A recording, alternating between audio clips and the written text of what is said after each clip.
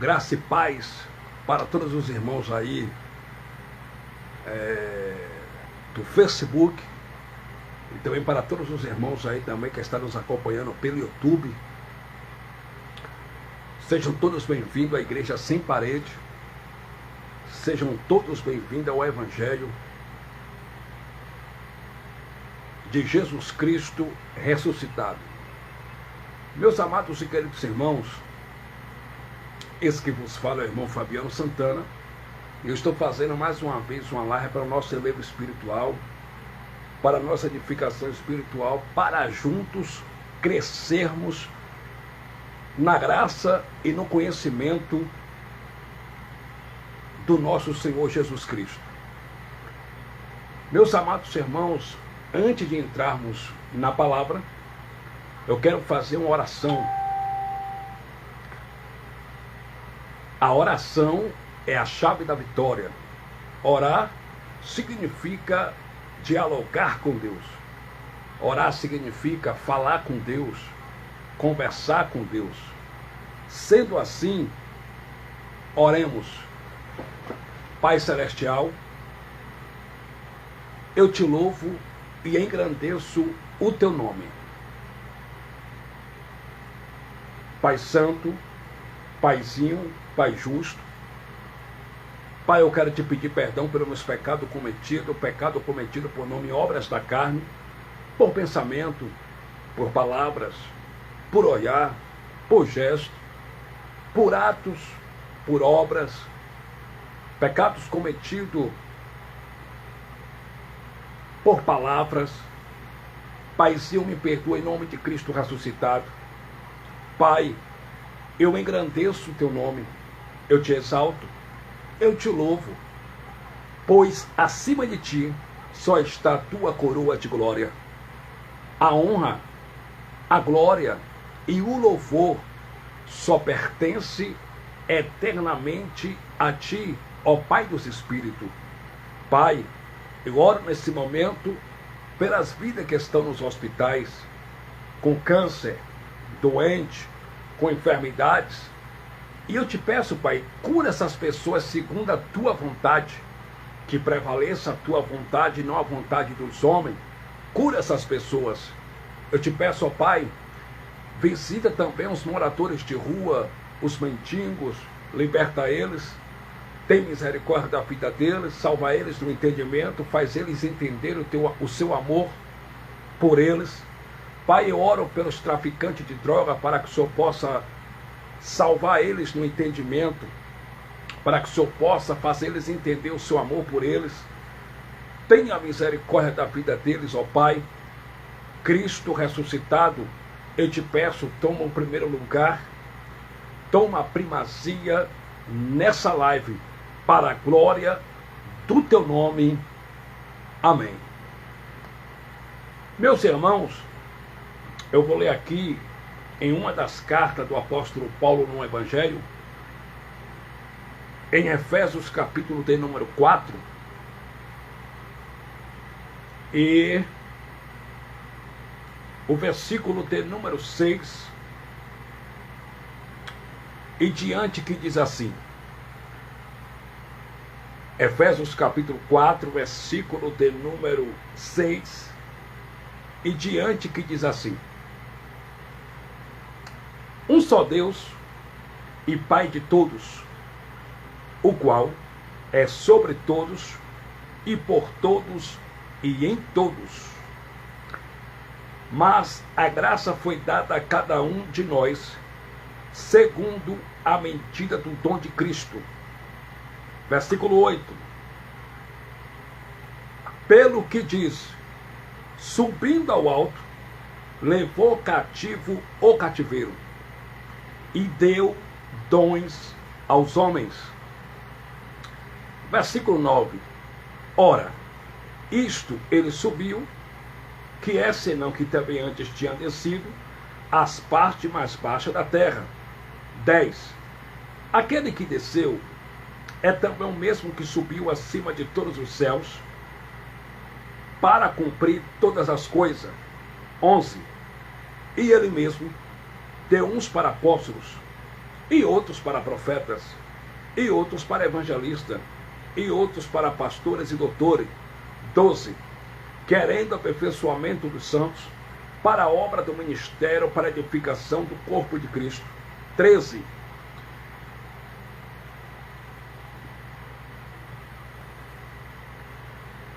Até que todos cheguemos à unidade da fé e ao conhecimento do Filho de Deus, a varão perfeito, à medida da estatura completa de Cristo. Seja bem-vindo aqui a nossa live evangelista Genilson. Graça e paz. Deus continue te abençoando, meu amado. Eu vou ler mais uma vez 2 versículos apenas. Efésios capítulo 4, versículo 8, que diz assim: pelo que diz, subindo ao alto, levou cativo o cativeiro e deu dons aos homens. Versículo de número 11. E ele mesmo deu uns para apóstolos, e outros para profeta, e outros para evangelistas, e outros para pastores e doutores. Amém. Meus amados irmãos, o pregador dos gentios, o pregador da incircuncisão, o apóstolo Paulo, usado pelo Espírito Santo, escrevendo uma das suas cartas direcionada à Igreja de Cristo Vida, as pessoas que se reuniam em uma casa na progressiva cidade de Éfeso, o apóstolo Paulo, impelido, usado pelo Espírito Santo, ele disse em Efésios capítulo 4, versículo de número 7 assim: mas a graça foi dada a cada um de nós segundo a medida do dom de Cristo. No versículo 8, Paulo disse: pelo que diz, subindo ao alto, levou cativo o cativeiro e deu dons aos homens. Observe que o apóstolo Paulo disse que, pelo que diz, subindo ao alto, levou cativo o cativeiro e deu dons aos homens. Observe que Paulo disse, ele deu dons aos homens. Ele não deu título aos homens. Ele não deu cargo aos homens. Ele deu dons aos homens. Quando Paulo usa a expressão, pelo que diz, subindo ao alto, levou cativo o cativeiro e deu dons aos homens, quem deu dons aos homens aqui, Paulo está se referindo a Cristo. Pelo que diz, subindo ao alto, levou cativo o cativeiro e deu dons aos homens. Cristo deu dons aos homens. Agora, que dons? Aí Paulo vai mostrar no versículo 11. E ele mesmo deu uns para apóstolo, dom, e outros para profeta, dom, e outros para evangelista, dom, e outros para pastores e doutores, dom. Então, Cristo ressuscitado, ele deu dons aos homens. A uns ele deu dom de apóstolo, a outros ele deu dom de profeta, a outros ele deu dons de pastores, a outros ele deu dom de mestre, de doutores. Só que esses dons tinham um objetivo, e Paulo vai mostrar qual é o objetivo no versículo 12. Querendo o aperfeiçoamento dos santos para a obra do ministério, para a edificação do corpo de Cristo. Então, os dons de pastores, de mestre, de apóstolo, de evangelista, de doutores, de profetas, na época de Cristo, tinha um objetivo. Era para quê? Querendo o aperfeiçoamento do santo, era para o aperfeiçoamento do santo, para a obra do ministério, para a edificação do corpo de Cristo. E quem é o corpo de Cristo? O corpo de Cristo, disse Paulo pregando aos coríntios que se reuniam na progressiva cidade de Corinto em uma casa ao nome de Cristo ressuscitado, em 1 Coríntios capítulo 10, versículo 17, Paulo disse que o corpo de Cristo é a igreja. A igreja é o corpo de Cristo. E quando eu falo de igreja, eu não estou me referindo a paredes, a estrutura. Eu não estou me referindo a templos de pedra, porque a palavra igreja no grego recebe o nome de eclésia, do verbo akaleo, que vem de eclesiologia, que significa chamado de dentro para fora. Então a igreja de Cristo não é um templo de pedra, não é um lugar físico. A igreja de Cristo são vidas, são pessoas. Então esses dons que Cristo deu para os seus apóstolos, para os seus 12 discípulos, que também eram apóstolos, era para o aperfeiçoamento dos santos, para a obra do ministério, para a edificação do corpo de Cristo. Aí no versículo 13, Paulo continua dizendo: até que todos cheguemos à unidade da fé e ao conhecimento do Filho de Deus, a varão perfeito, à medida da estatura completa de Cristo. Então, esses dons que Cristo deu para os seus 12 discípulos na sua época, tinha também um objetivo para levar as pessoas novas convertidas ao amadurecimento da fé, ao amadurecimento cristão. Ora, a função dos 12 discípulos, dos 12 apóstolos, era mostrar o caminho para os meninos na fé. E quem era o caminho? Jesus Cristo. Depois que ele apontava o caminho, ensinava o caminho para o menino na fé, e uma vez que o menino na fé já estava andando com suas próprias pernas e já tinha chegado ao amadurecimento cristão, a missão dos discípulos de Cristo já havia acabado. A missão deles estava terminada. Então, a função dos 12 apóstolos, desses dons que Cristo deu para eles, para os 12 discípulos de Cristo, era para o aperfeiçoamento do santo, para a edificação do corpo de Cristo, até que todos cheguemos à unidade da fé. Ou seja, até que os meninos da fé, na época de Paulo, chegassem à unidade da fé e ao conhecimento do Filho de Deus. Até que o menino na fé conhecesse quem era Cristo e ao conhecimento do Filho de Deus. Depois que o menino na fé conhecesse quem era Cristo e chegasse a varão perfeito à medida da estrutura completa de Cristo, a missão dos 12 apóstolos tinha acabado, tinha terminado. Porque a missão dos 12 apóstolos não era atrair discípulos para eles. A missão dos 12 apóstolos não era atrair ninguém para ser seus seguidores. A missão dos 12 apóstolos era atrair seguidores de Cristo. Era atrair pessoas para seguir livremente a Cristo e não a eles. Só que Paulo disse que ele deu dons aos homens. Ele não deu cargo aos homens. Ele não deu título aos homens. Ele deu dons aos homens. Esse negócio de pastor como título, evangelista, bispo, bispa, pastora,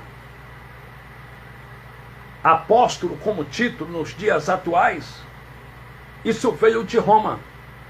Quem inventou isso foi a religião católica. A religião católica, ela adulterou as escrituras. Por Constantino, que era um pagão do paganismo, quando Constantino, em 325 depois de Cristo, oficializou o cristianismo como uma das religiões oficiais do Império Romano, haja vista que o cristianismo nunca foi uma religião, o cristianismo sempre foi um caminho, como Jesus de Nazaré na época disse em João 14:6, no dia de sua carne: eu sou o caminho, a verdade e a vida, e ninguém vai ao Pai a não ser por mim. O cristianismo nunca foi uma religião, o cristianismo sempre foi o caminho. E quem é o caminho? Cristo. Quem era o caminho? Cristo. Hoje, Cristo não é mais o caminho, porque Deus habita hoje em todos. Mas na época de Jesus de Nazaré era o caminho para levar o homem a Deus, porque só ele que ligava o homem a Deus. Hoje, ele não liga mais ninguém a Deus, ele já nos ligou com sua morte na cruz.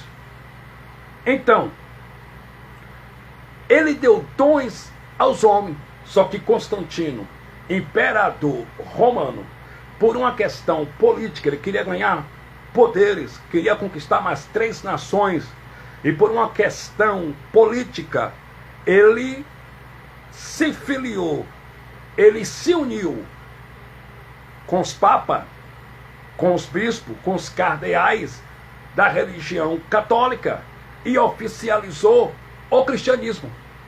E uma vez que ele oficializou o cristianismo em 325 depois de Cristo, Constantino era pagão do paganismo. E os pagãos, ele chamava seus templos de pedra de lugar santo, de lugar sagrado. Ele chamava o seu altar, o seu púlpito de lugar santo, de lugar sagrado. E ele também endeusava as coisas. E eles também chamavam seus templos de lugar consagrado, de lugar santo. Por isso que Constantino, em 325 depois de Cristo, quando oficializou o cristianismo, ele mandou construir a basílica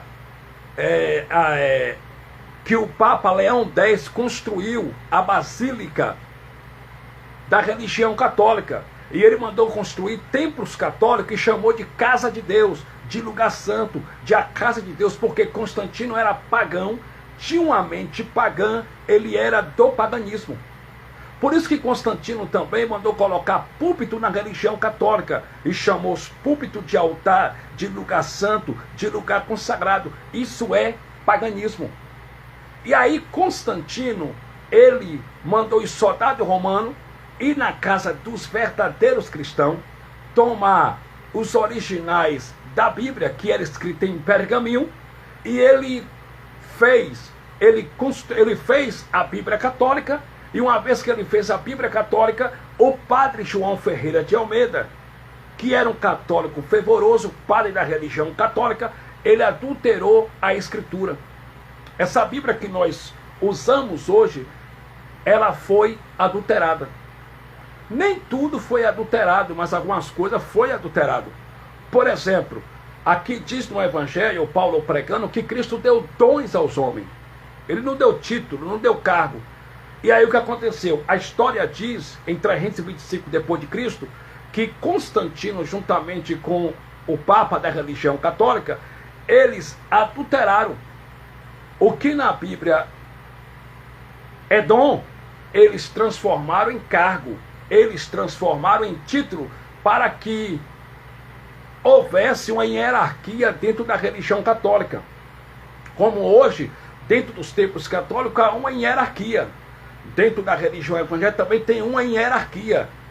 Uns são diáconos, outros são presbíteros, outros são evangelistas, outros são pastores, outros são bispos, outros são apóstolos. Então, isso é hierarquia de homens. E aí Constantino adulterou a Escritura. O padre João Ferreira de Almeida, fazendo um favor para a sua religião católica, adulterou a Escritura. E aquilo que é dom na Escritura, ele colocou como título, colocou como cargo na religião católica. E aí eles implantaram como título e como cargo. Só que pastor nunca foi título. Pastor nunca foi cargo. Presbítero nunca foi cargo. Evangelista nunca foi cargo. Nunca foi título. São dons que Deus deu para os seus 12 discípulos, que Jesus de Nazaré deu para os seus 12 discípulos, na sua época, para eles pregarem o Evangelho, para eles mostrarem para as pessoas o caminho que era Jesus de Nazaré, que ligava, que conduzia o homem até o Pai, até a Deus. Então Paulo agora, cheio do Espírito Santo, depois que foi arrebatado até o terceiro céu, quando Paulo voltou do arrebatamento lá no terceiro céu, pregando a irmandade aos irmãos que se reuniam em uma casa, na progressiva cidade de Éfeso, Paulo disse em Efésios capítulo 4, versículo 8, pelo que diz, subindo ao alto, levou o cativo ao cativeiro e deu dons aos homens. Ele não deu título aos homens, ele não deu carga aos homens, ele deu dons. Aí no versículo 11, Paulo vai mostrar esses dons. E ele mesmo deu uns para apóstolos, e outros para profetas, e outros para evangelistas, e outros para pastores e doutores. Versículo 12, querendo o aperfeiçoamento do santo para a obra do ministério, para a edificação do corpo de Cristo. Então, meu amado, evangelista, pastor, apóstolo, não é cargo, não é título, é dom. E o dom quem dá é o Criador. Quem dá o dom é Deus. E Ele dá o dom de pastor para quem Ele quer. Ele dá o dom de apóstolo para quem Ele quer. Ele dá o dom de evangelista para quem Ele quer. Ora, quem tem um dom de apóstolo, tem também um dom de pastor, tem um dom de profeta, tem um dom de doutor, entende? Tem um dom também de evangelista, mas isso é dom, não é título e não é cargo. Só que a religião católica criou a hierarquia, como tem hoje dentro dos templos religiosos, a hierarquia. O cara que é diácono, dentro da Assembleia de Deusdete, que de Deus não tem nada, é tido como orelha seca. Porque dentro da religião, do templo da Assembleia, diácono é para servir. Diácono é para colocar água lá no suposto púlpito, né? No púlpito genérico do intitulado pastor. Diácono é para servir, receber pessoas na porta do templo, dentro da instituição Assembleia dos Homens, porque de Deus não tem nada. Diácono é tido como orelha seca, é tido como qualquer um. Já quando o cara recebe lá a consagração com óleo na cabeça, que os intitulados pastores compram no mercadinho de Seu Manel, aquele óleo, até mesmo às vezes óleo de comida, e joga na cabeça do cara e fala: a partir de hoje tu é presbítero. Já o cara que é presbítero já tem uma moralzinha, já pode sentar no púlpito genérico, já pode fazer parte de reunião de ministério entre eles lá. Uma palavra de um presbítero já tem um peso, eles já acatam um conselho de um presbítero. Entende? Evangelista, quando o cara chega a ser evangelista dentro da Assembleia, e até mesmo também dentro de outras instituições aí, como Assembleia Madureira, Assembleia Missão, Quadrangular e outros ministérios, o cara chega a ser evangelista, já é um cargo convencional. O cara já faz parte da convenção. Quando o cara chega a ser consagrado a pastor, também é um cargo convencional. O cara já chega a fazer parte da mesa de pastores na convenção. O cara faz parte da convenção. E como o cara faz parte da convenção, o cara ganha o quê? O cara que tem uma credencial de pastor e ele é ligado à convenção. E nessa convenção tem um intitulado pastor presidente que manda nos demais pastores. E esse pastor presidente, que é chamado de pastor presidente da convenção, ele dá ordem para os pastores fazer aquilo que ele quer que os pastores façam. É ele que dá ordem nos pastores. Eles dizem para os pastores: cobre dízimo. Os pastores têm que cobrar dízimo. Eles falam para os pastores: faça campanha para arrancar dinheiro do povo. Os pastores têm que fazer campanha para arrancar dinheiro do povo. Eles falam para os pastores: acabe com o culto de criança porque não está entrando muito dinheiro. Aí os pastores vão lá e acabam com o culto de criança porque não está entrando muito dinheiro. Então, o intitulado pastor presidente manda nos demais. Há uma hierarquia. Há uma hierarquia. Dentro da religião, há uma hierarquia. E há uma acepção de pessoa. O diácono é maior do que o presbítero. O evangelista, ou seja, o presbítero é maior do que o diácono. O evangelista, por sua vez, é maior do que o presbítero. O pastor é maior do que o evangelista e do que o presbítero. Entende? Só que no Evangelho, disse Paulo pregando aos irmãos que se reuniam na progressiva cidade de Éfeso, que isso não é cargo, isso não é título, isso é dom. É Deus que dá o dom, meu amigo. É Deus que dá o dom. Ele dá o dom para quem Ele quer, porque o critério de Deus é diferente do critério da religião. Dentro da religião evangélica, especialmente, para o cara ser pastor, o cara tem que ter o curso de teologia. No mínimo, o cara tem que ter o básico em teologia. No mínimo, o básico em teologia. Em alguns lugares, tem mais exigência. O cara tem que ter um bacharel em teologia. O cara tem que ter uma boa oratória. O cara, se possível for, tem que falar em hebraico. E em grego também. Isso é o critério da religião. E aí o que acontece? Dentro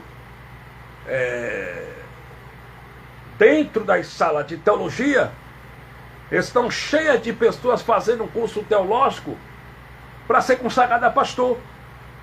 Mas qual é o intuito que essas pessoas estão fazendo teologia? É para o bem do povo? É para ajudar vidas? Não, senhor. Eles estão fazendo um curso teológico para roubar. Eles estão fazendo um curso de teologia para ser consagrado a pastor, para se sentir melhores do que os outros homens que estão sentados na cadeira, para se sentir por cima e para mandar e desmandar em pessoas. E para receber altos salários. Porque um pastor dentro da Assembleia dos Homens, um pastor de campo, ele recebe no mínimo aí 20 salário mínimo, 30 salário mínimo, 40 salário mínimo, para pregar heresia, a lei de Moisés, e para não fazer nada pelo povo. É por isso que eles hoje, eles brigam para ser pastor. Eles brigam por cargos. Cada um quer uma cadeira. Cada um quer ser apóstolo.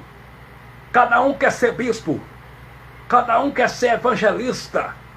Eles brigam por uma monecratura, mas não estão nem aí pelo povo que está passando fome. Eles brigam por uma monecratura, mas não estão nem aí pelas pessoas que estão na favela morrendo de fome, pelos moradores de rua que estão na sarjeta. Eles brigam por cargos, mas não estão nem aí para ajudar ninguém e para amar ninguém. Isso é religião. É um sistema podre de homens. É um sistema apodrecido, corrupto. Entende? E eles estão aí com seus títulos. Eu sou apóstolo. Eu sou pastor presidente. Alô? Não existe pastor presidente. No Evangelho não tem a palavra pastor presidente. Na igreja primitiva nunca existiu pastor presidente nem apóstolo presidente. Porque eu só conheço no Evangelho um presidente. E o nome dele é o Cristo ressuscitado. Presidente da igreja, vida das pessoas, não é homens, meu amado. Presidente da igreja é Cristo. E ele fundou a sua igreja, foi na cruz do Calvário. O resto é pirataria. Efésios capítulo 2, versículo 15, disse Paulo, que Cristo na sua carne, com sua morte na cruz, ele desfez a inimizade. Que inimizade? A inimizade entre judeus e grego, entre judeus e gentios. A palavra congregar significa se reunir. Cristo na cruz reuniu, ele congregou judeus e gentios, fazendo desses dois povos um só povo, e fez a reconciliação de ambos para com Deus. Na cruz, ele fundou a sua igreja. Homens não têm igreja, homens têm empresa para mandar e desmandar. Homens têm empresa para passar de parente para parente. Homens têm empresa para pegar seu filho que é um pilantra, um adúltero, e colocar como pastor presidente de tal campo. Homens têm empresa, meu amado, para mandar e para desmandar. Mas o pastor presidente da igreja só existe um, é o Cristo ressuscitado. E ele fundou sua igreja, foi na cruz. Então, o critério de Deus é diferente do critério da religião. Na religião, para o cara ser pastor, o cara tem que puxar o saco de outros intitulados pastores. Se possível, lavar o carro do pastor. Tem isso também, puxar o saco, carregar pasta. Carregar pasta de outros intitulados pastor, para ele indicar o cara, colocar o nome do cara para o cara ser consagrado. Tem isso também, viu? E na religião também, para o cara chegar pastor, tem muitos que pagam. Abre a carteira e paga 2.000. Paga 5.000 para ser consagrado. Paga 10.000 para ser consagrado a pastor. Mas pastor, meus irmãos, não é cargo e não é título. Pastor é dom. Existem pessoas que você não dá nada às vezes, que não tem nem a 2ª série, mas achou graça e Deus deu o dom de pastor. É uma pessoa simples, marido de uma só mulher, uma pessoa mansa, uma pessoa que aponta para as pessoas Cristo, o ressuscitado, que não está em busca de dinheiro, que não está em busca de fama, de glamour, de holofote, de mídia, que não está em busca de coisas dessa terra, mas simplesmente quer pregar o verdadeiro evangelho. Isso é uma pessoa que tem um dom de pastor. Só que o que eu vejo hoje é diversas pessoas se intitulando pastores. É pastor fulano de tal, é pastor Bertano, e agora tem um bocado aí também se intitulando bispo. Antigamente eles se intitulavam pastor, e agora eles estão se intitulando bispo. É bispo fulano, é bispo Bertano. Daqui uns dias eles vão se intitular Nossa Majestade, Semideus. Nossa Majestade fulano de tal, Semideus Bertano.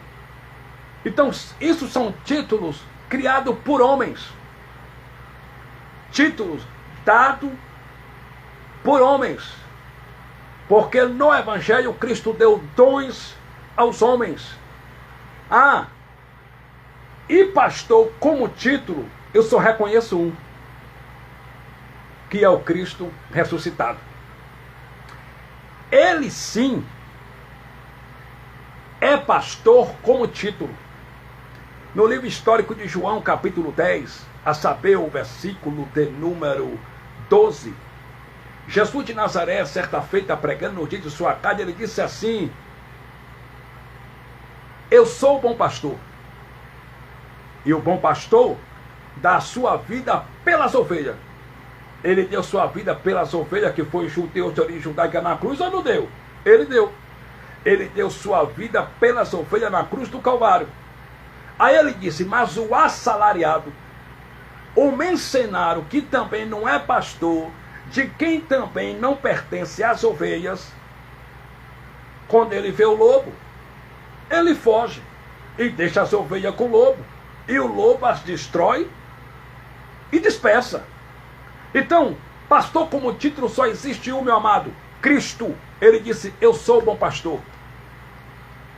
Ele que é pastor. Irmão Fabiano Santana, e o resto são ladrões e salteadores.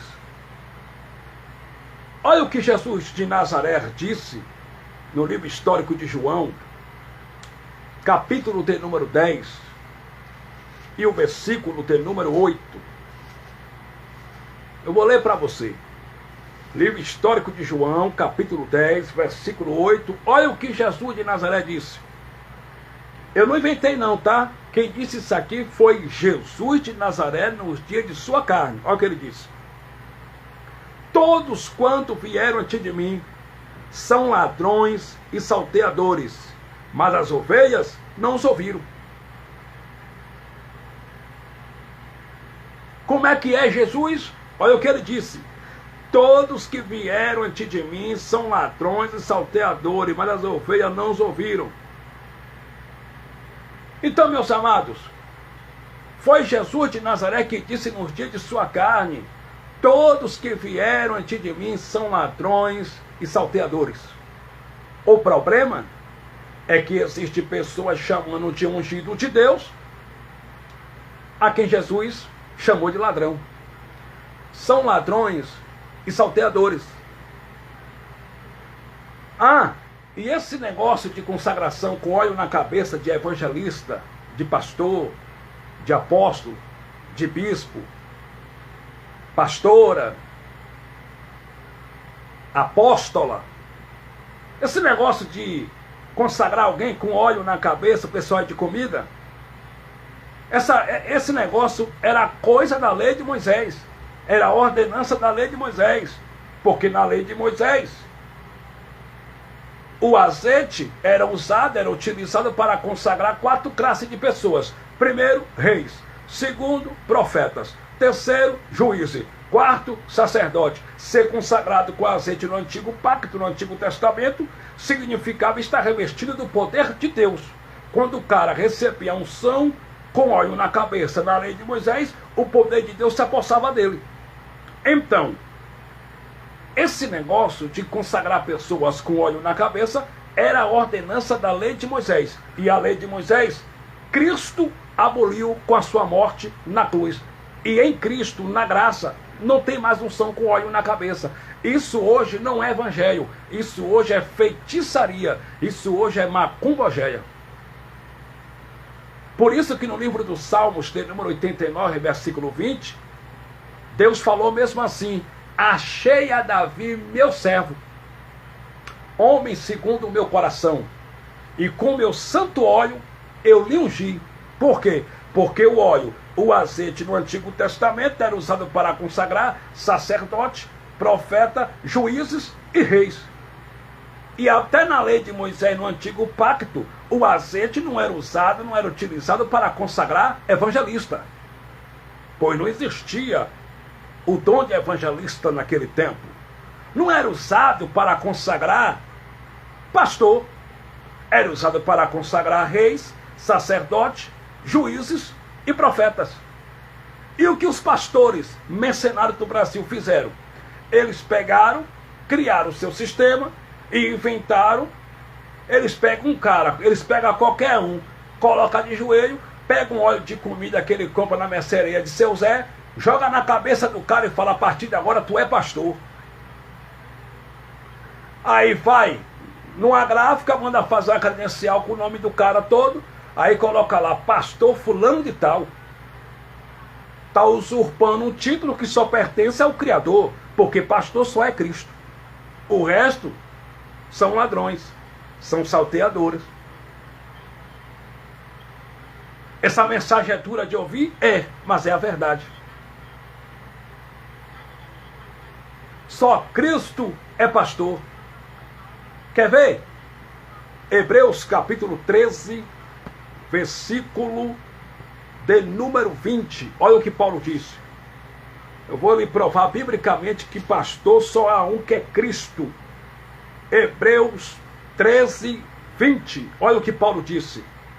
Ora, o Deus de paz, que pelo sangue do concerto eterno tornou a trazer dos mortos a nosso Senhor Jesus Cristo, grande pastor das ovelhas.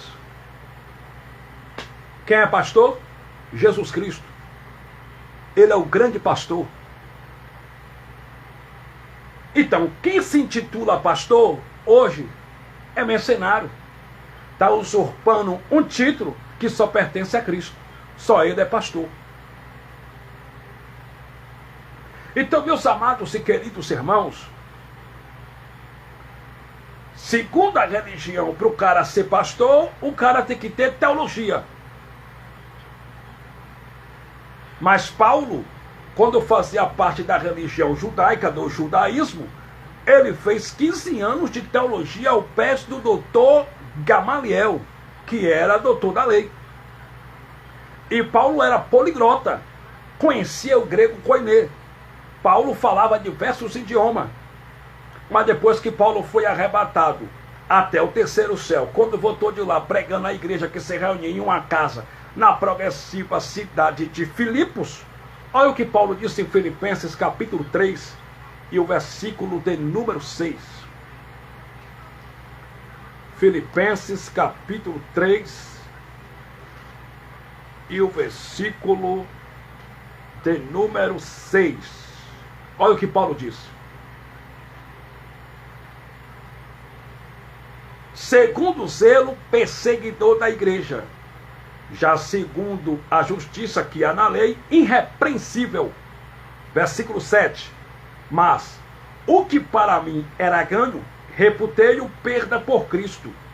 E na verdade, tenho também por perda todas as coisas pela excelência do conhecimento de Cristo Jesus, meu Senhor, pelo qual sofri a perda de todas estas coisas e as considero como esterco para que possa ganhar a Cristo.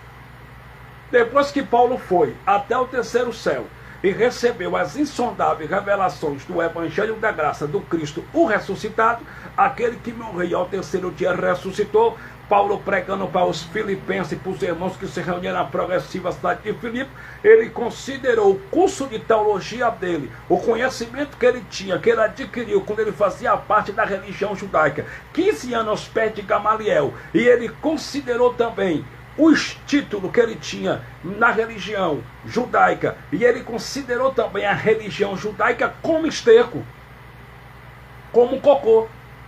E ele disse que também considerou o conhecimento que ele tinha como esterco para que ele pudesse ganhar a Cristo. Ou seja, Paulo, ele era teólogo, passou 15 anos aos pés de Gamaliel, ele conhecia tudo, conhecia a lei de cor e salteado, ele era da tribo de Benjamim, fariseu dos fariseus.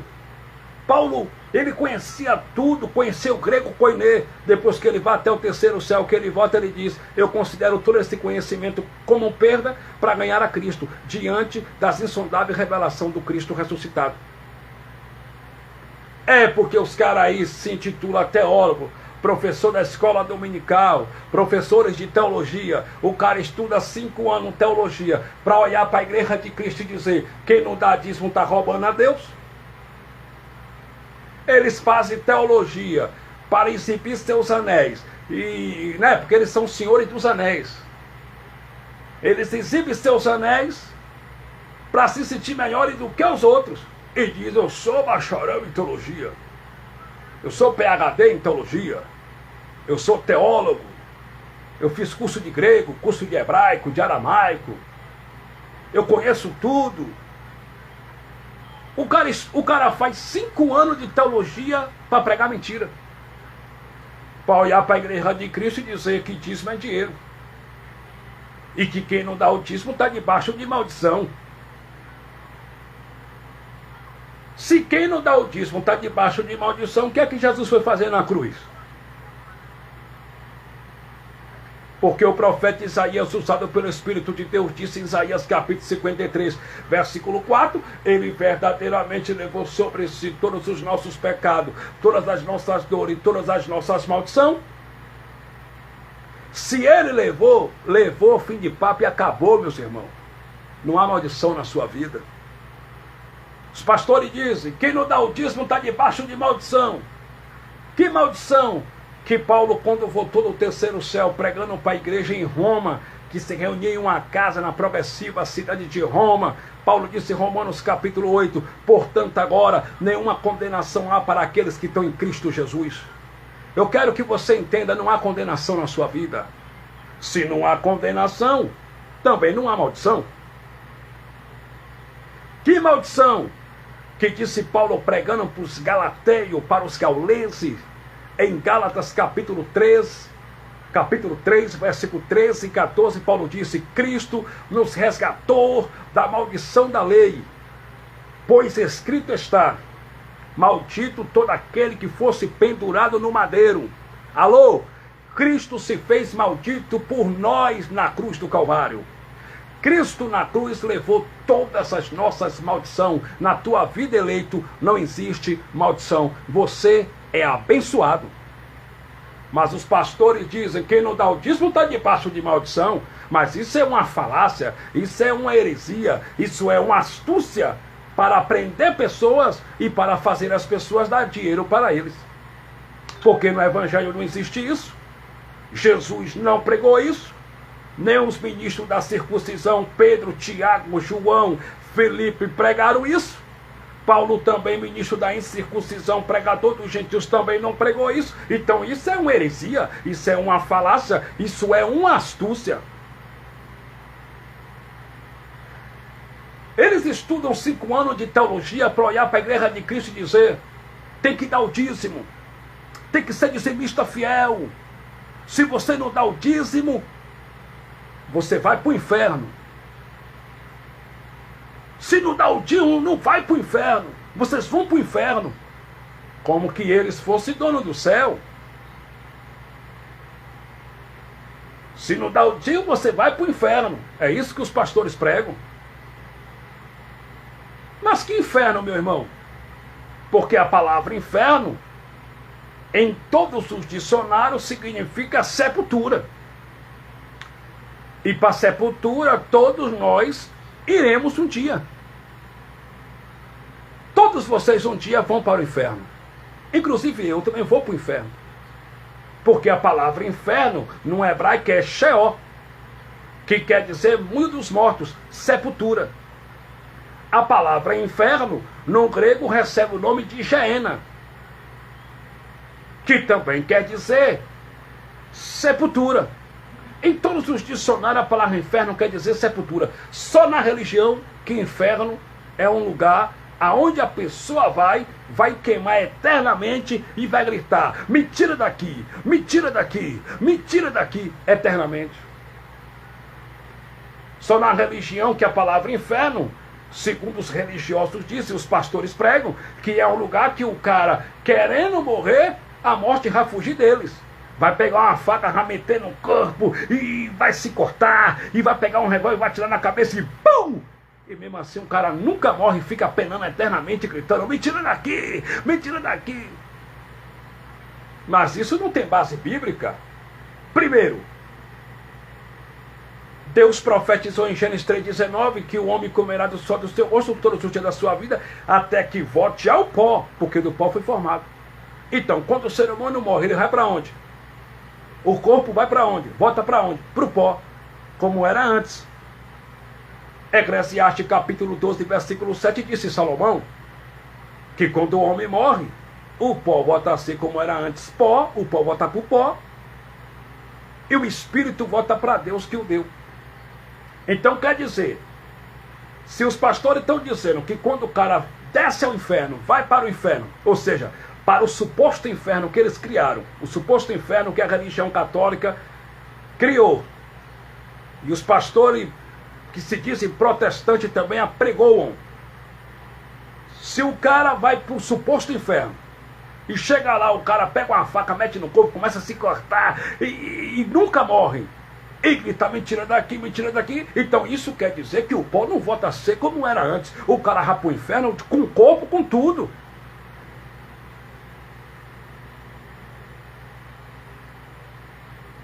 Por quê? Porque se o cara pegar uma faca e meter, o cara vai pegar uma faca e vai meter aonde? No seu corpo, na sua carne.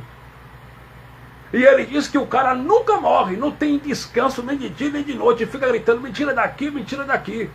Então isso quer dizer que quando o cara morre, vai para o inferno com o corpo, com tudo.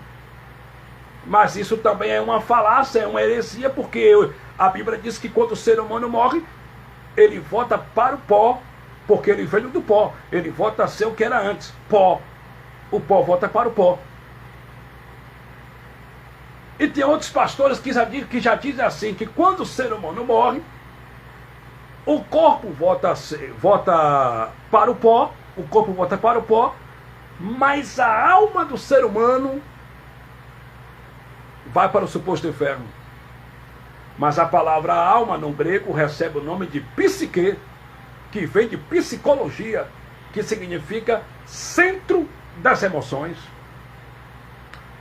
Só que a Bíblia diz que quando o ser humano morre, na sepultura não há lembrança de nada. E o que faz o ser humano ter lembrança de um dia após o outro é a alma. O que faz o homem lembrar de um dia após o outro é a alma, porque a alma é o centro das emoções. É a alma que faz o homem ter sede. É a alma que faz o homem sentir fome. É a alma que faz o ser humano lembrar de algo que ele fez ontem. É a alma. Então, alma quer dizer mente, intelecto. Então, quando o homem morre, a alma volta para o pó, junto com o corpo. Porque o corpo volta para o pó como era, e a alma também volta junto. A única coisa, meus irmãos, que volta para Deus é o espírito. Eclesiastes capítulo 12, versículo 7, o sábio Salomão disse: porque o homem volta para o pó como era. O pó volta para o pó, e o espírito volta para Deus que o deu. Ora, se o espírito volta para Deus que o deu, porque esse espírito um dia esteve lá no céu com Deus. Então, só esse capítulo, esse versículo aí, derruba essa falácia inventada pela religião. Porque inferno não quer dizer um lugar onde a pessoa vai queimar eternamente. A palavra inferno quer dizer sepultura. Aí tem uns que falam: mas Jesus, quando morreu e ressuscitou, ele foi às partes mais baixas da terra, e ele foi até o inferno, e tomou a chave do inferno na mão de Satanás, e foi até o inferno. Ele tomou a chave do inferno e da morte na mão do tal Satanás, e depois ele foi para o céu. Mas a palavra inferno quer dizer sepultura. Quando Cristo ressuscitou, ressuscitado, ele foi na sepultura pregar os espíritos que estavam retidos na sepultura antes da cruz, que morreram sem misericórdia segundo a lei de Moisés. Ele foi na sepultura pregar os espíritos que morreram antes da cruz segundo a lei de Moisés, que morreram sem misericórdia. E depois que ele fez isso, ele foi e entrou no céu. Ele não foi nesse suposto inferno de fogo criado pela religião. Porque a palavra inferno quer dizer sepultura. Então, os camaradas que se intitulam pastor, os intitulados pastores do Brasil, eles estudam 5 anos de teologia para olhar para a igreja de Cristo e dizer: quem não dá o dízimo vai para o inferno. Mas inferno quer dizer sepultura, e todos nós iremos para o inferno. Todos nós um dia iremos para a sepultura. E tem outros que dizem assim: quem não dá o dízimo está roubando a Deus. Mas roubando o que de Deus?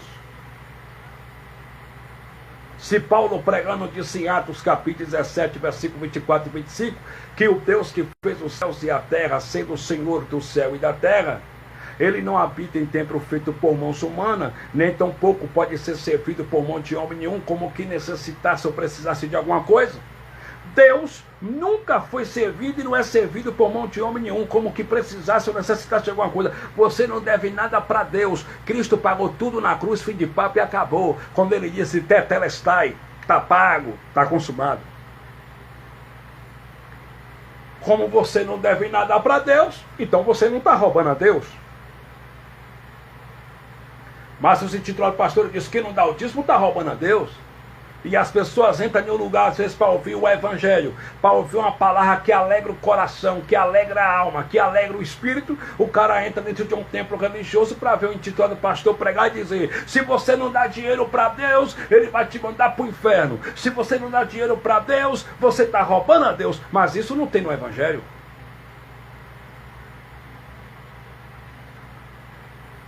Porque o dízimo, em primeiro lugar, nunca foi dinheiro.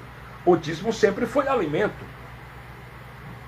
E em segundo lugar, no livro de Malaquias, quem estava roubando a Deus no dízimo e nas ofertas não foi o povo de Israel. Quem estava roubando a Deus em Malaquias foi o sacerdote oriundos da tribo de Levi. E quem rouba hoje são os intitulados pastores em cada esquina do Brasil, com seus templos religiosos. É ou não é? É. Malaquias capítulo 1 está escrito: peso da palavra do Senhor por intermédio do ministério do profeta Malaquias, para Israel. Então o livro de Malaquias foi uma sentença de Deus contra a nação de Israel, contra o povo de Israel. A pergunta que não quer calar é: você é judeu? Você é de Israel? Você é israelita? Não. Então o livro de Malaquias não foi escrito para você. O livro de Malaquias não foi escrito para mim. O livro de Malaquias, irmão Laelso Avelino, foi escrito para a nação de Israel. Em Malaquias capítulo 1, versículo 6, Deus usando o profeta Malaquias para repreender aqueles sacerdotes oriundos da tribo de Levi. Malaquias começa repreendendo e diz assim, pelo Espírito de Deus: se eu sou Senhor, cadê o meu respeito de Senhor?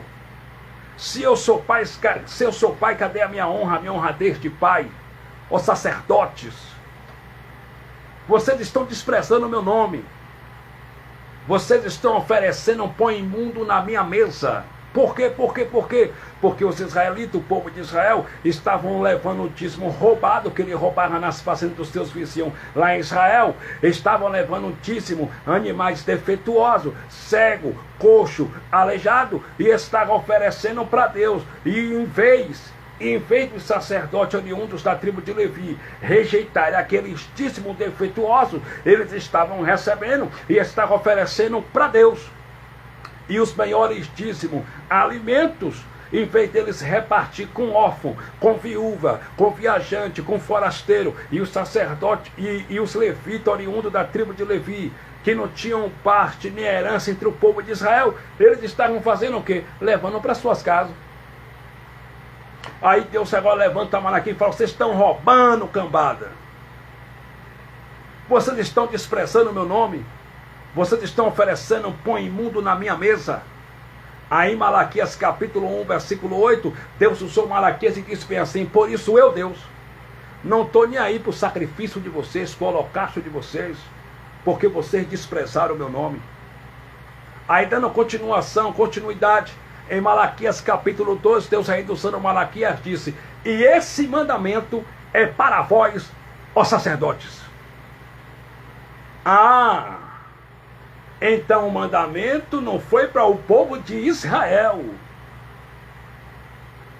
O mandamento foi para a liderança. O mandamento foi para os sacerdotes oriundos da tribo de Levi. E esse mandamento é para vós, ó sacerdotes. Se vocês não propuserem no coração de vocês dar honra a meu nome, eu, Deus, prometo que eu vou amaldiçoar as bênçãos de vocês. E na verdade eu já tenho amaldiçoado.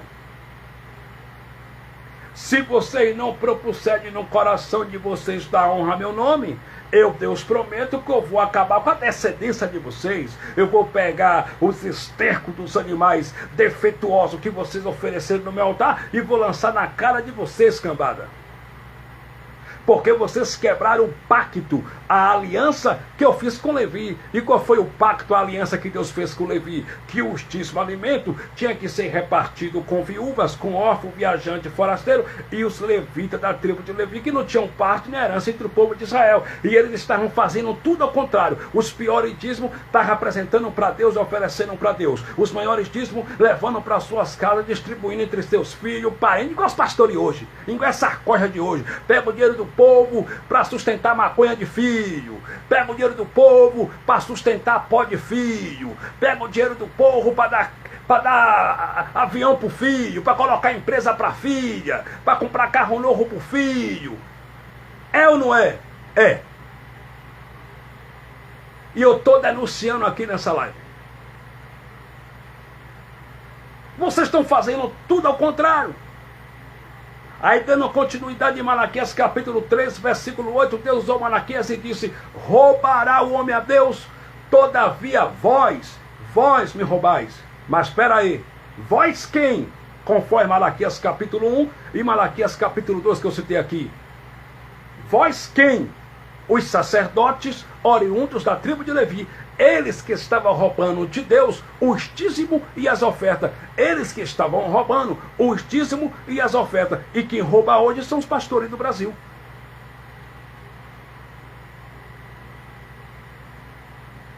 Versículo 10. Trazei todos os dias a casa do tesouro para que haja mantimento. Aonde ficava a casa do tesouro? A casa do tesouro não existe mais. Era o templo de Jerusalém que caiu em 70 depois de Cristo. E quem profetizou a queda do templo de pé de Jerusalém foi Jesus de Nazaré. Tu te lembras? Lá no livro histórico de Mateus, capítulo 24, quando ele olhou para os seus 12 discípulos e disse assim: está vendo esse templo? Está vendo essa estrutura? Em verdade vos digo. Jesus de Nazaré sempre falava em verdade, ele nunca falou em mentira. Ele disse: em verdade vos digo, que não ficará pedra sobre pedra que não seja derrubada. Essa profecia se cumpriu no ano 70 depois de Cristo, em 70 DC, quando o general romano Tito II invadiu Jerusalém com o exército romano e destruiu o templo de Jerusalém. Jesus destruiu o templo de pé de Jerusalém para fazer de mim e você o templo e morada dele. Hoje, na graça, nós que somos o templo. Trazei todos os dias a casa do tesouro para que haja dinheiro na minha casa. Para que haja ouro na minha casa. Para que haja ar-condicionado. Para que haja banco e cadeiras cocheadas para os pastores sentar no púlpito. Para os pastores comprarem água de coco, colocar no púlpito quando for pregar, tomar água de coco. Para que haja dinheiro na minha casa. Está escrito assim? Não, Senhor. Está escrito assim. Malaquias capítulo 3, versículo 10. Trazei todos os dias a casa do tesouro, que era o templo de Jerusalém, que não existe mais, para que haja mantimento na minha casa. A pergunta que não quer calar é: mantimento é dinheiro ou alimento? Alimento. Era para que não faltasse comida para sustento dos órfãos, dos levitas, dos viajantes, dos forasteiros e dos levitas da tribo de Levi, que não tinham parte nem herança entre o povo de Israel. E depois fazei prova de mim, diz o Senhor dos Exércitos, ó Israel, se eu, Deus, não vos abrir a janela do céu e não derramar sobre vós uma bênção tal que dela vos advenha a maior abastança. E os crentes aí, sem conhecimento, vivem fazendo prova de Deus. Eu estou fazendo prova com papai. Como é que é, meu irmão? Eu estou fazendo prova com papai. Prova como? Não, o pastor disse que se eu der meu dízimo, meus 10%, eu posso fazer prova com papai. E eu vou fazer prova com papai, para papai abrir a porta para mim. E papai nunca abre a porta.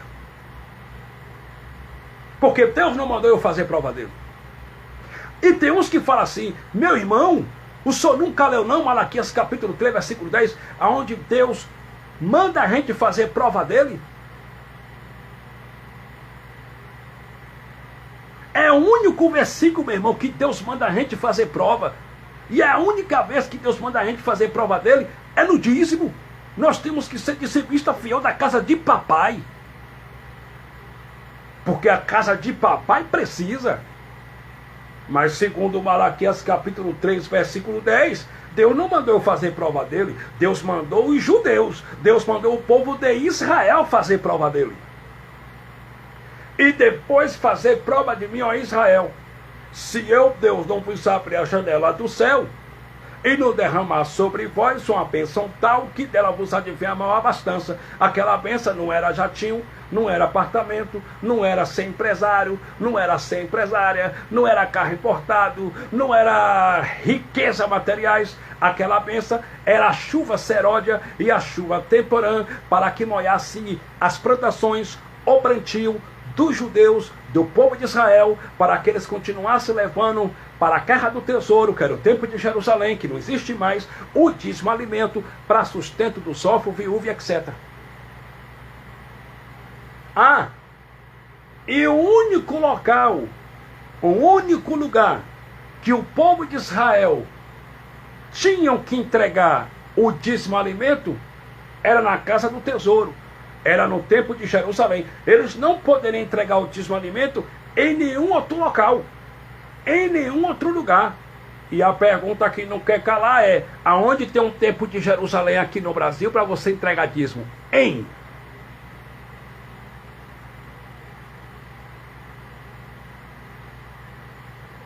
Você que defende a esses intitulados pastores, e você também, pastor, que depois vai ouvir essa mensagem, porque tem muitos aí que ouvem, né, são curiosos, que ouvem a mensagem. Eu quero lhe perguntar, aonde é aqui no Brasil que tem o Templo de Jerusalém? Em nenhum lugar. O Templo de Jerusalém caiu em 70 depois de Cristo. Não existe mais. E só quem poderia recolher dízimo alimento eram sacerdotes oriundos da tribo de Levi. Paulo disse no Evangelho para os hebreus, para os judeus, em Hebreus capítulo 7, versículo 5, assim: os que dentre os filhos de Levi têm um sacerdócio, ou seja, é sacerdote, tem um direito segundo a lei. Que lei? Tem mandamento segundo a lei. Que lei? A lei de Moisés, de recolher dízimo do seu povo. Que povo? O povo de Israel, dos judeus. Tem mandamento segundo a lei de recolher dízimo do seu povo. Ainda que esses tenham descendido do lombo de Abraão. Então só quem poderia recolher dízimo alimento eram sacerdotes oriundos da tribo de Levi. A pergunta que não quer calar é: seu pastor é sacerdote da tribo de Levi? Hein? Onde é que tem um pastor aí, sacerdote da tribo de Levi, para me entregar o dízimo para ele? Tem. Lá em Roma tem. Aqui no Brasil tem. Nos Estados Unidos tem. Um pastor sacerdote oriundo da tribo de Levi? Não tem.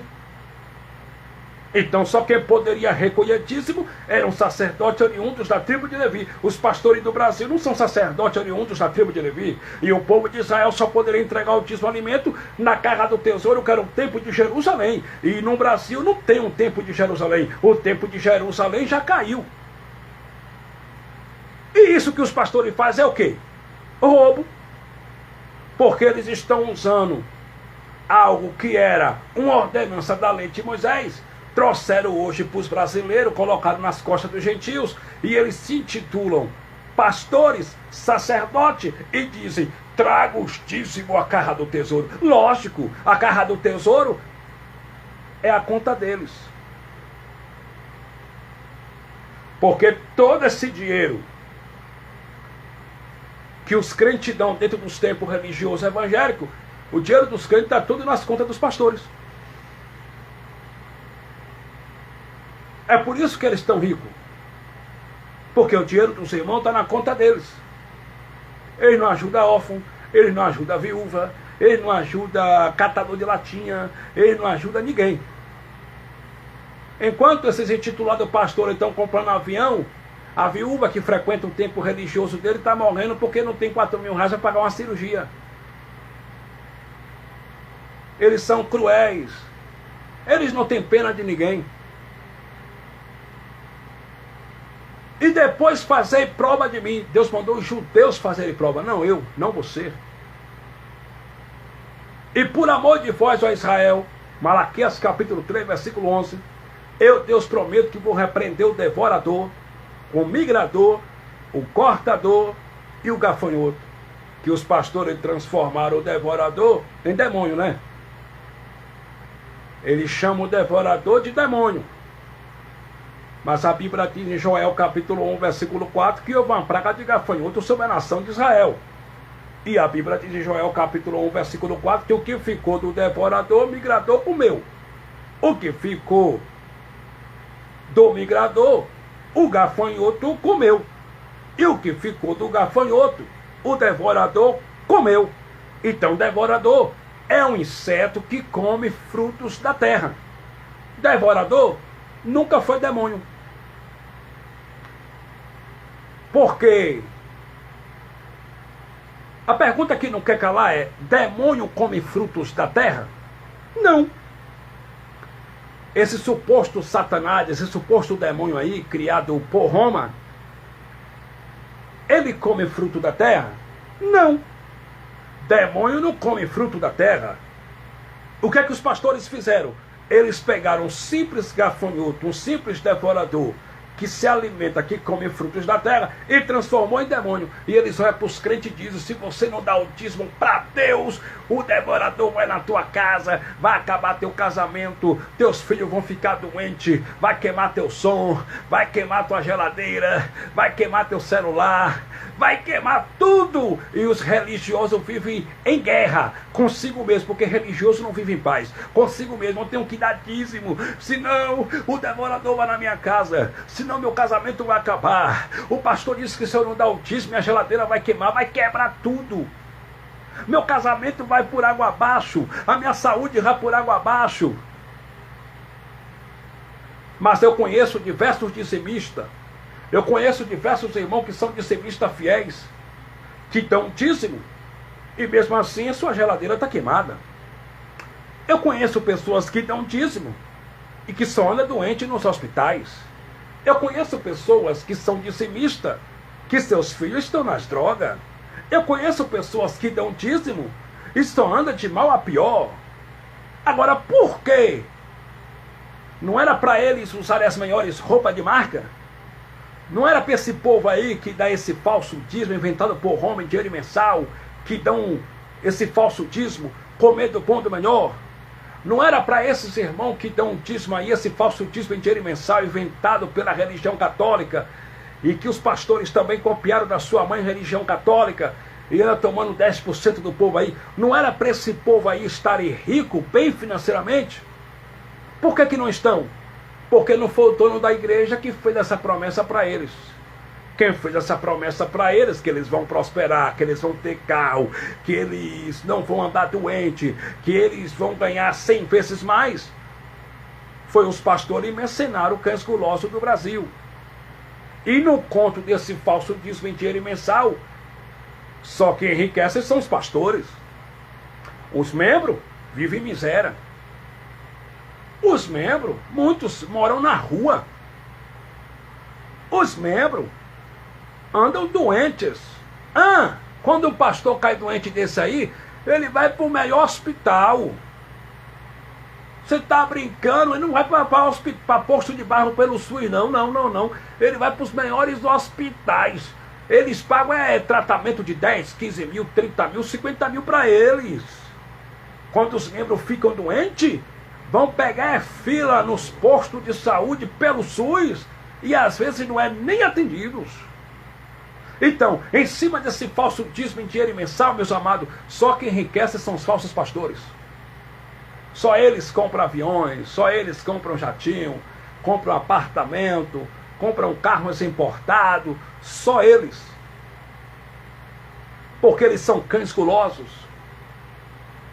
são ventres preguiçosos, o Deus deles é o ventre, são mercenários.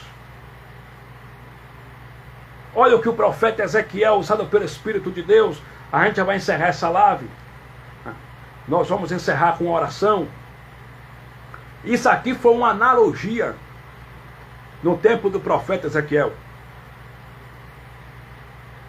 Olha essa analogia que Deus usou o profeta Ezequiel para profetizar no Antigo Pacto, no Antigo Testamento. Os profetas de Deus do Antigo Testamento já denunciavam os pastores mercenários, os lobos. Olha o que diz Ezequiel capítulo 34, a epígrafe, profecia contra os pastores infiéis de Israel. Olha o que está escrito. E veio a mim a palavra do Senhor dizendo: 2. Filho do homem, profetiza contra os pastores de Israel. Profetiza e dize aos pastores: assim diz o Senhor Jeová, ai dos pastores de Israel, que se apacentam a si mesmo, e não apacentarão os pastores e as ovelhas.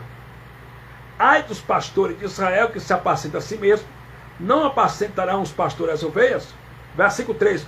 Olha o que os pastores mercenários, cães gulosos, estavam fazendo na época do profeta Ezequiel. Versículo 3. Comeis a gordura e vos vestis da lã. Isso aqui é uma analogia profética. Era uma analogia na época do profeta Ezequiel. Uma mensagem profética. Comeis a gordura e vos vestis da lã, e degolais o cevado, mas não apacentais as ovelhas. Aí Ezequiel vai mostrar o que essa corja estava fazendo, que é a mesma coisa que essa corja de pastor e mercenário fazem hoje. Olha, Ezequiel 34, versículo 4. Olha o que Ezequiel disse que os pastores estavam fazendo com as ovelhas. A fraca não fortaleceste. É o que acontece hoje dentro dos templos religiosos. As ovelhas fracas, os pastores não fortalecem. Eles não ajudam. A fraca não fortaleceste. E a doente não curaste. É o que acontece hoje. E a quebrada não ligaste. E a desgarrada não tornaste a trazer. É o que acontece hoje. Muitos irmãos que frequentam esses templos religiosos, se ficarem sem ir no templo uma semana, 2 semanas, eles não estão nem aí. Se o irmão ficar doente também, eles não estão nem aí, porque o amor deles é no bolso do povo. O amor deles é no dinheiro do povo e não pelo povo. Eles gostam muito de real. Vamos lá. E a desgarrada não tornaste a trazer, e a perdida não buscaste, mas dominais sobre elas com rigor e dureza. Os pastores na época do profeta Ezequiel estavam dominando sobre as ovelhas de Cristo com rigor e dureza. E os pastores hoje também dominam o povo com rigor e dureza. Se não dá o dízimo, vai para o inferno. Se não dá o dízimo, está roubando a Deus. Se não dá o dízimo, o nome está riscado no livro da vida. Se não dá o dízimo, não canta aqui dentro. Claro, é empresa, né? Se não dá o dízimo, não senta no púlpito. Claro, é empresa. Se não dá o dízimo, não prega aqui hoje. É empresa. Para cima desses vira-lata, desses canalha, de terno e gravata, que usa o nome de Deus para enriquecer. São canalhas, são vira-latas. Eu estou por dentro dessa malandragem toda, rapaz. Eu estou por dentro dessa malandragem toda desses caras. São pilantras, mercadores da fé. Eles não têm temor de Deus. O sistema religioso está montado em mamon, no dinheiro. É uma verdadeira vendiagem. Se vende bala ungida, aqui de ungida não tem nada. Água ungida, aqui de ungida não tem nada. Tem aquele bazar que, em vez de doarem roupa para os necessitados, eles vendem roupa velha, rasgada, usada. Se vende de tudo. É um supermercado disfarçado de igreja. Mas o povo está mais besta não. O povo está acordando. O povo está despertando, mercenários. A casa de vocês está caindo. O império de vocês está caindo. Ah, mas o meu pastor é presidente. Tem uma grande catedral. É rico, é milionário. Alô? Todo império se derrete diante da mão do Deus grande que eu estou pregando nessa madrugada. Todo império se derrete na mão do Deus grande que eu estou pregando nessa madrugada. O teu império vai cair, mercenário. As horas dos mercenários estão contadas. O teu império vai cair. Caiu, mas caiu o quê? A grande Babilônia, a mãe das falsas doutrinas, do comércio, da comercialização com o nome de Deus. E foi grande a sua queda. Babilônia está caindo, que é o sistema religioso, a mãe da confusão, das heresias, das falsas doutrinas, do comércio com o nome de Deus, porque não vai achar mais pessoas para comprar suas mercadorias, as suas heresias, as suas mentiras. Deus fará juízo com esse sistema. Então Ezequiel já denunciou os pastores no antigo pacto, usado pelo Espírito de Deus. Eles faziam isso com o povo. Só que em Ezequiel, Deus fez uma promessa. Deus fez uma promessa para o seu povo. E qual foi a promessa? Ezequiel capítulo 34, versículo de número 22.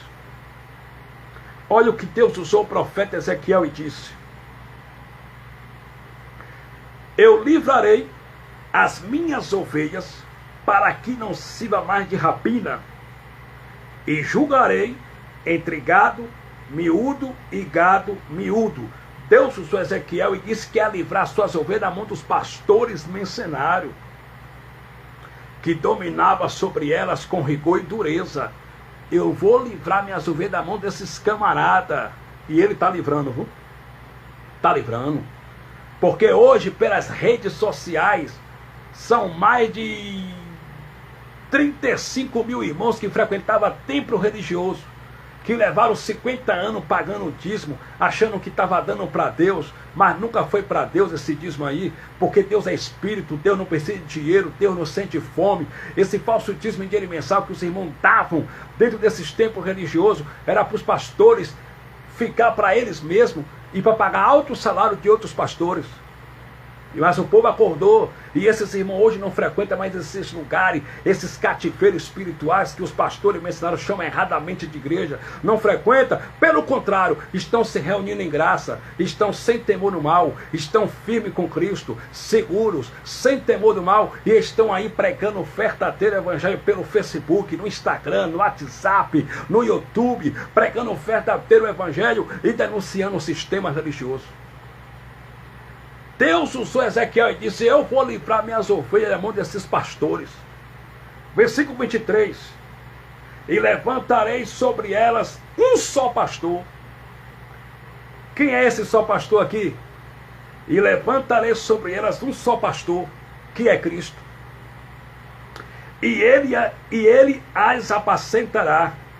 O meu servo Davi é que há de apacentar. Ele lhe servirá de pastor.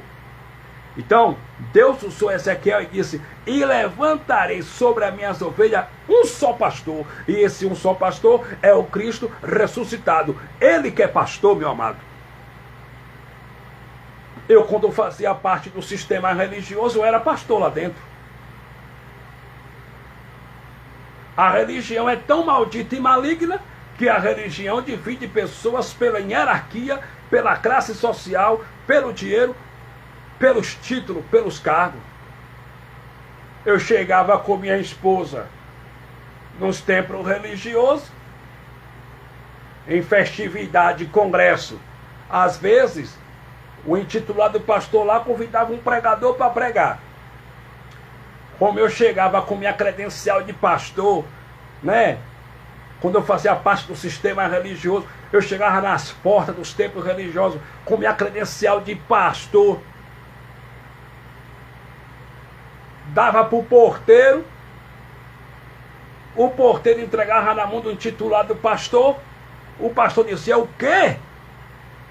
Pastor Fabiano Santana está em nosso meio? Manda ele vir para o púlpito, porque o lugar dele é no púlpito, ele é pastor. E eu subia para o púlpito, e o pregador que ia pregar naquela festa, naquele congresso, o intitulado pastor tirava e falava: quem vai pregar hoje aqui é o pastor Fabiano Santana. Fazia acepção de pessoa ou não fazia? Fazia. Porque quando eu fazia parte do sistema religioso, era só eu dar uma carteirada e eu chegava em qualquer lugar. Chegava nos congressos aí para 10 mil pessoas, dentro dos templos. Chamava o porteiro: pastor fulano de tal, aqui é minha credencial, meu irmão. Ele pegava, apresentava lá para o intitulado pastor: tem um pastor aí da Bahia em nosso meio. Quem é? Fabiano Santana. Chama ele para o altar. E às vezes o pregador que ia pregar lá não era pastor, era diácono. Ele falava: ah, o cara é diácono, eu vou tirar ele e colocar o pastor, porque chegou um pastor em nosso meio. E aí tirava o diácono, colocava rapaz canteio, outro dia o irmão prega. Quem vai pregar hoje aí é o pastor Fabiano Santana da Bahia que chegou. E eu subia e pregava, porque eu estava com o véu de Moisés no rosto. Eu não conseguia enxergar aquilo que é real. Eu estava com o véu de Moisés. Eu sabia o que era gemada. Eu sabia o que era nomenclatura. Eu sabia o que era título, o que era cargo. Mas eu não conhecia o Cristo ressuscitado. Até que no caminho do meu Damasco, eu tive encontro com esse Cristo ressuscitado. E as escamas da religião caiu dos meus olhos. O peso da religião saiu da minha vida. E hoje, em graça, eu reconheço e estou submetido ao único e bom pastor, que é o Cristo ressuscitado. Ele é pastor, E eu sou filho para a glória do Cristo ressuscitado. Eu não sou pastor, o pastor é Cristo. Glória a Deus. Ele é pastor, meu amado. Nós somos filhos. Todos nós estamos submetidos ao único pastor que é o Cristo ressuscitado. Quando eu fazia parte do sistema religioso, eu tinha aplausos. Eu tinha glamour. Eu era aplaudido. Quase todo dia eu saía para uma agenda. Prega aqui, prega ali, prega aqui, prega ali. Mas como eu pregava a verdade, batia no sistema, na roubalheira dos pastores mercenários, quando eu estava pregando, muitas das vezes eles desligavam o microfone, me expulsava do templo, como eu já fui expulso no templo da Assembleia de Deusdete, porque de Deus não tem nada lá em Curitiba. Preguei a verdade lá, o mercenário mandou 4 pessoas me pegar pelo braço e jogar lá no meio da rua. Claro, eu apresentei a verdade, mas a palavra de Cristo cumpriu na minha vida, porque ele disse para os seus 2 discípulos, no dia de sua carne, em João capítulo 16, versículo 2, vocês serão expulsos de dentro das sinagogas por causa do meu nome. Sinagoga é templo religioso. Como eu falava a verdade, pregava a verdade num sistema, eles não aceitavam. Eu já era da graça e não sabia. Eu já pregava esse evangelho que eu estou pregando. Muitos tentaram me agredir. Mas quando essas verdades chegou até mim, irmãos, eu fui impactado pela graça. Eu não resisti à voz do bom pastor. Foi ele que me tirou para fora do curral da religião. Quando a pessoa sai do curral da religião, ele tem que dar glória a Deus. Porque quando ele sai do curral da religião, aí sim que ele experimenta o que é liberdade em Cristo. Não é libertinagem, mas liberdade em Cristo. Ele sai para voar. Mas quando ele está na religião, ele não voa, ele não avança, não anda para frente, só vai para trás. Só quem deixa o curral da religião é quem ouve a voz do bom pastor. Para minha carne foi difícil. Está pensando que foi fácil para mim? Deixar os púlpitos, deixar os aplausos, deixar os congressos. A minha foto sempre estava nos cartazes. Meu nome sempre estava lá no outdoor. Pastor Fabiano Santana. Quando eu chegava, o povo ia me abraçar, me paparicar, segurar minha pasta. Deixa eu carregar a pasta do Senhor. O senhor está precisando de quê? O senhor quer água de coco? O senhor quer o quê? O povo me reverenciava.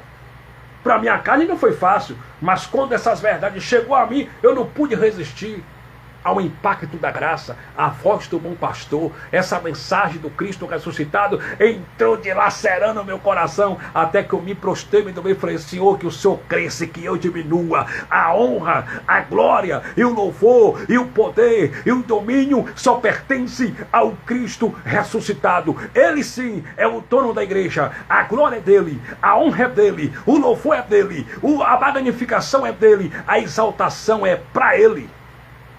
A glória de Cristo, meu amado, tudo é dele. Então os profetas já denunciavam os pastores desde o Antigo Testamento. Por isso que Jesus disse: todos que vieram antes de mim são ladrões e salteadores, porque os pastores no Antigo Concerto, no Antigo Pacto, no Antigo Testamento já roubavam as ovelhas e não apacentavam as ovelhas. Jeremias capítulo 23, Jeremias também denunciou. Olha o que o profeta disse. 5 minutos agora eu encerro. Jeremias capítulo 23, olha o que o profeta também disse, usado pelo Espírito de Deus. Ai dos pastores que destroem e dispersam as ovelhas do meu pasto, diz o Senhor. Versículo número 2. Portanto, assim diz o Senhor, o Deus de Israel: acerca dos pastores que apacentam o meu povo. Vós dispensaste as minhas ovelhas, e as afugentaste, e não as visitaste. Eis que visitarei sobre vós a maldade das vossas ações, diz o Senhor. Versículo 4. E levantarei sobre elas pastores, que as apacentem, e nunca mais temerão, nem se assombrarão, e nenhuma delas faltará, diz o Senhor. Então, os profetas já denunciavam os pastores mercenários. Olha o que Isaías denunciando também os pastores mercenários disse em Isaías capítulo 56, versículo 10 e 11. Glórias a Deus. Isaías capítulo 56, versículo 10 e 11. Olha o que está escrito. Todos os seus atalaias são cegos. Como é que é, Isaías? A maioria dos seus atalaias são cegos. Alguns dos seus atalaias são cegos. Não. Isaías disse assim, usado pelo Espírito de Deus no Antigo Pacto. Todos os seus atalaias são cegos. Ou seja, todos os seus profetas são cegos. Nada sabem. Todos são cães mudos. Não podem ladrar. Por que, Isaías? Andam adormecidos, estão deitados e amam o tosquenejar. Versículo 11, olha o que o profeta disse. E estes cães são gulosos. Como é que é, Isaías?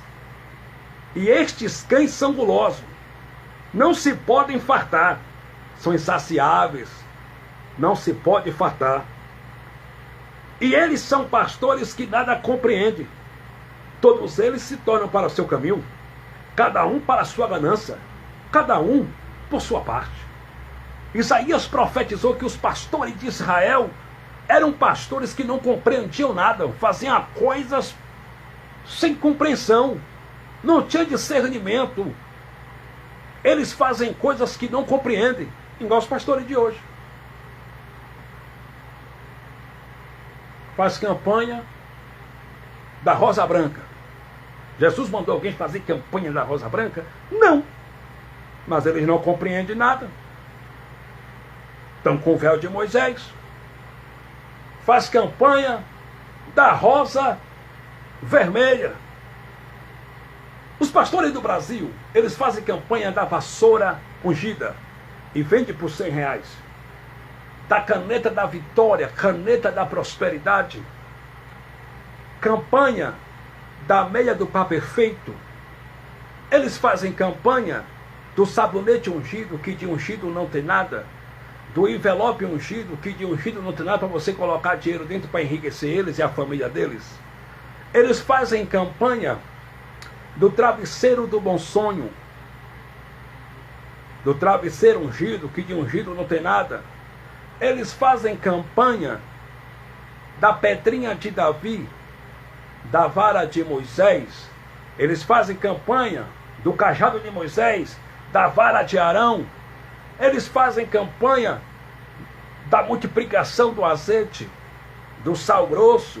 Mas isso não tem no Evangelho. Isso não tem nas cartas de Paulo. Isso não é Evangelho. Isso nunca foi Evangelho. Isso é macumbogeia. Isso é feitiçaria. Isso é misticismo. Não tem nada a ver com o Evangelho. Primeiro que Jesus nunca fez campanha. Fez? Não fez. Os apóstolos na igreja primitiva nunca fizeram campanha, nunca pregaram campanha. Pregaram? Também não. Paulo nunca mandou ninguém fazer campanha, ele nunca fez campanha. Fez? Também não. E por que eles fazem campanha? Porque eles usam de astúcia, de estratégia, para prender pessoas dentro dos seus alçapões, para as pessoas abrirem a carteira e derramar tudo lá dentro para eles pegarem e irem para o restaurante comer comida, né? Comer caviar com dinheiro do povo, comprarem joias, ouro para suas esposas, para embelezar suas mulheres com dinheiro do povo. Ah, e tem muitos pastores também que sustentam suas amantes, as piriguetes, com dinheiro do povo. Tem também essa. Conheço um bocado aí que sustenta a piriguete com dinheiro do povo. Pega o dinheiro do povo para embelezar amante. Pega o dinheiro do povo para dar carro para amante. Para dar celular novo para amante. Claro, o dinheiro não é deles, não é suado, não é ralado, não é trabalhado, é do povo. Eles pegam e fazem o que eles querem. Pega o dinheiro do povo para sustentar amante com o dinheiro do povo. Para embelezar suas amantes com o dinheiro do povo. E quando as amantes ameaçam eles e falam que vai contar tudo, o que é que eles fazem para a mulher ficar de piu-piu, boquinha calada? Eles dão cesta básica. Cesta básica o quê? Que cesta básica? Eles dão feira de tudo. Eles dão presente caros. Eles dão dinheiro, dão de tudo. Tem pastor aí que tem filho na rua que nunca foi registrado. Tem ou não tem? Tem.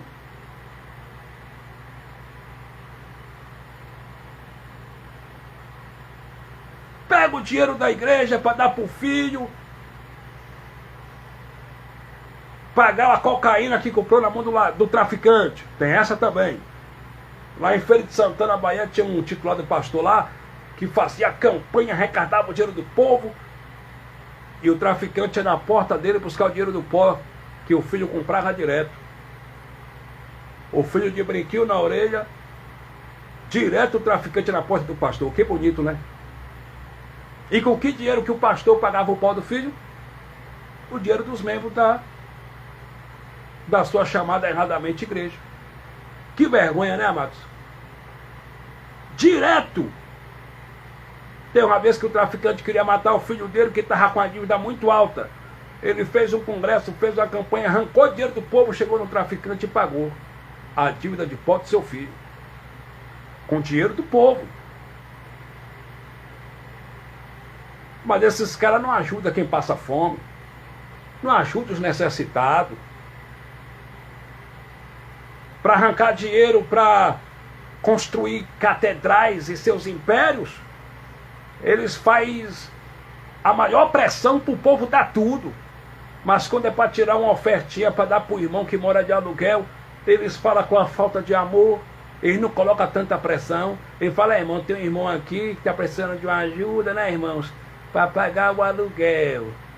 Vamos tirar aqui uma ofertinha para ajudar o irmão. Aí depois que ele já arrancou, né, já arrancou o grosso do povo todo, já deixou o povo quase sem dinheiro, que ele vai tirar uma ofertinha para o irmão. E às vezes aquela oferta que entra é 100 conto para o irmão. Ele pega 100 conto e dá para o irmão. Mas o grosso ele já tirou antes, que é para ele e para a família dele. É duro de ouvir? É, mas é a verdade. Irmão Fabiano, o senhor não tem medo de pregar essas verdades, não? Não. Por que o senhor não tem medo? Porque eu estou apoiado no Evangelho, que é poder de Deus. O sistema religioso aí fora, os pastores, estão apoiados em Mamon, no Deus do dinheiro, no Deus da riqueza. Eu estou apoiado no Evangelho, que é poder de Deus. Disse Paulo em Romanos capítulo 1, versículo 16. Porque eu não me envergonho do Evangelho, porque o Evangelho é poder de Deus.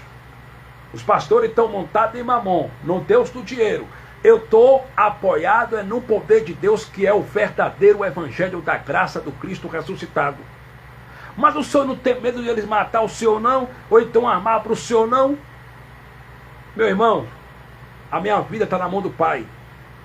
Se chegar a minha hora de partir dessa para melhor, se chegar meu momento, a minha hora de partir daqui para o céu, não precisa ele armar para mim, não.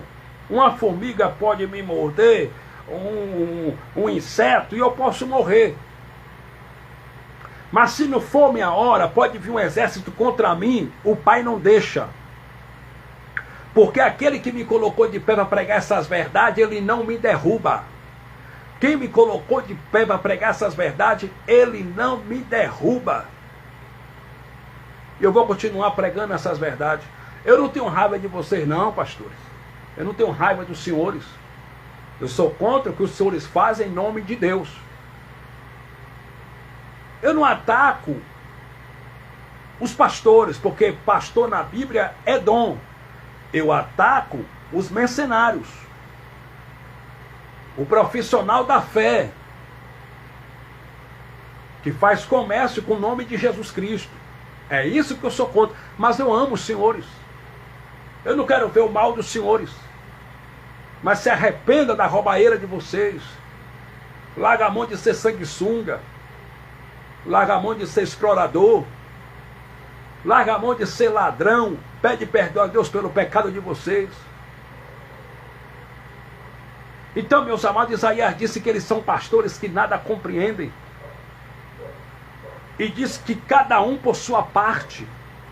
E Isaías diz também que eles são cães gulosos. Cada um por sua parte. E Isaías disse, todos, sem exceção. É todos. Ah não, meu pastor só tem uma igrejinha pequena ali, só tem 10 pessoas, meu pastor é honesto. Mas espera aí, irmão, vem cá. Teu pastor cobra dízimo? Cobra. Tem ganância. Cada um por sua parte. Cada um por sua ganância. Todos sem exceção. São cães gulosos. Teu pastor cobra dízimo? Cobra. Tem batismo nas águas? Tem. Tem a chamada erradamente de Santa Ceia? Tem. Ele faz campanha? Faz. Tem ganância. São cães gulosos. Então, os pastores do Brasil, eles são cães gulosos. Só estão interessados em gozar do dinheiro do povo, do apartamento, do carro, mas não ajuda quem está caído, não visita os necessitados, não ajuda as pessoas. E quando eles ajudam alguém, é para dar uma satisfação do seu império religioso, do seu governo religioso, e eles expõem as pessoas ao ridículo. Pega o microfone e fala, irmão João está passando, irmão, necessidade aí, né? E eu quero levantar aqui uma oferta para ajudar o irmão João, para comprar o gado do irmão João. Eles expõem as pessoas, eles filmam e jogam nas redes sociais para todo mundo ver. Eles tiram foto, expõem a pessoa ao ridículo, aí todo mundo fica sabendo que o irmão João estava sem gás em casa. E Jesus disse em Mateus capítulo 6, versículo 2, quando tu for dar esmola, esconde a tua mão direita para que a esquerda não veja. Não faça trocar trombeta. Eles tocam trombeta. O irmão chega, pastor, estou precisando de uma cesta básica, estou passando necessidade com meus filhos. Muitos deles até ajudam, mas antes de ajudar, eles falam, ó irmão, o seguinte é, esse irmão tem que ser fiel e dizimista. A gente vai orar para Deus abrir a porta para o irmão dar o dízimo, para o irmão prosperar. O irmão não pode sair aqui de nossa igreja que a gente está ajudando o irmão. É uma pressão psicológica. A gente está ajudando o irmão. O irmão não pode sair daqui. Outra coisa também. A gente vai fazer um vídeo aqui, viu, meu irmão? Vamos tirar uma foto aqui para mostrar para outros irmãos, para outras pessoas que nossa igreja ajuda. Está tocando a trombeta. É para dar um governo, é para dar uma satisfação do seu governo religioso.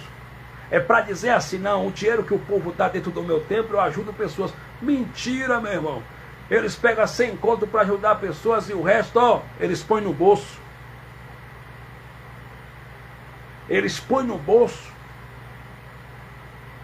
É por isso que você vê aí todos eles ricos. Mas o império está caindo.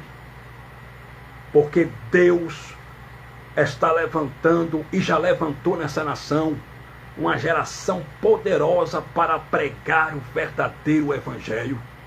O evangelho da graça já está em Belo Horizonte, São Paulo, Brasília, Goiânia, Mato Grosso. De ponta a ponta agora é graça, meu irmão. Abba, Pai, é graça. O Pai está levantando verdadeiros homens e mulheres para pregar esse evangelho poderoso. Não de homens, mas o evangelho que Paulo recebeu do Cristo ressuscitado em espírito lá no terceiro céu. Que chega de engano, chega de heresia. Chega, meu irmão, agora é verdade. A verdade de Cristo chegou. A verdade de Cristo chegou. E sabe por que muitos pastores não pregam a graça? Porque o evangelho da graça não traz fama. O evangelho da graça não dá dinheiro, não dá lucro. Sabe por que muitos pastores até conhecem o evangelho da graça, mas não pregam? Porque eles gostam de aparecer. Eles gostam de exibir seus títulos. Eles gostam de exibir seus anéis. Porque eles são senhores dos anéis. E no evangelho da graça não tem glória para homem. O evangelho da graça tira título dos homens e coloca tudo em Cristo, porque a honra nesse evangelho, a glória e o louvor não é para o intitulado pastor, pastor fulano de tal. A honra, a glória e o louvor no Evangelho da Graça é do Cristo ressuscitado eternamente. Oremos. Pai Celestial, obrigado por mais uma vez. O Senhor me deu essa condição de pregar esse poderoso Evangelho. Eu te agradeço. Que os irmãos, que as irmãs que vão ouvir essa mensagem sejam impactados pelo Evangelho da Graça do Cristo ressuscitado. Que as vidas sejam libertas do sistema religioso, desse sistema maldito de homens cruéis, desse sistema opressor que vem escravizando vidas, que vem tomando dinheiro das pessoas, usando o nome santo do Senhor, ó Pai. Pai, que as vidas possam te seguir livremente em espírito e em verdade. Pai Santo, Paizinho, Pai Eterno, que esse Evangelho poderoso entre na vida das pessoas e que as pessoas possam ser libertas do sistema religioso. Continua abençoando o teu povo. Levanta quem está caído em nome de Cristo ressuscitado. Cura quem está doente segundo a tua vontade. Abre as portas segundo a tua vontade para esse pai de família que não tem o que se alimentar, que não tem o que comer na sua casa. Abre a porta para essa mãe de família, em nome de Cristo, ó Senhor. Pai, ajuda esse irmão, essa irmã que se encontra enfermo, doente. Cura ele segundo a tua vontade, em nome de Jesus Cristo ressuscitado. Pai, abre os olhos, Pai, dos pastores.